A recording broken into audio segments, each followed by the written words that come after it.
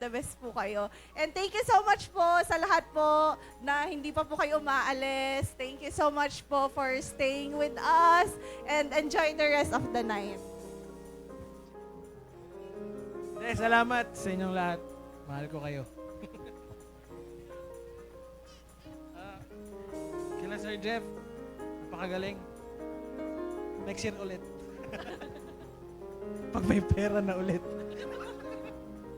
Tsaka kila Sir Franz din. Dun sa mga angels nila na damang-dama namin talaga from prenup pa lang. Yung pag-aalaga nila, sobra-sobra talaga. Pag may magpapakasal dito, kunin nyo sila. Yes, highly recommended po. On top of everything, yes, ang Francie Events Management. Doon sa lahat ng tumulong sa pagpe-prepare from buwan pa lang ng December, yung mga pangungulit nyo kung ano yung aasikasuhin araw-araw. Kasi kung ako lang mag-isa, hindi ko kaya. Kaya maraming salamat sa inyo. Sobrang laking tulong nyo sa kasal namin ni Queenie. First of all po, ang pinagpapasalamat po namin ay sa Lord above all dahil binigyan po tayo ngayon ng magandang weather. Actually, kanina po sobrang kinakabahan kami nung bumuhos ng malakas yung ulan.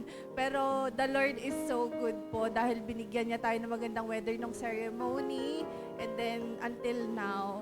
And yun, sobrang masaya po kami na nakikita po namin kayong lahat dito. Masaya po kami na nakasama namin kayo. Yung mga oras na inilaan nyo po para sa amin, sobrang na-appreciate po namin yon. And of course, this event would not be possible without the help of our coordinator, Sir Franz, ang buong Francie Events Management, Miss Faye, Miss Rose Ann. Thank you so much po.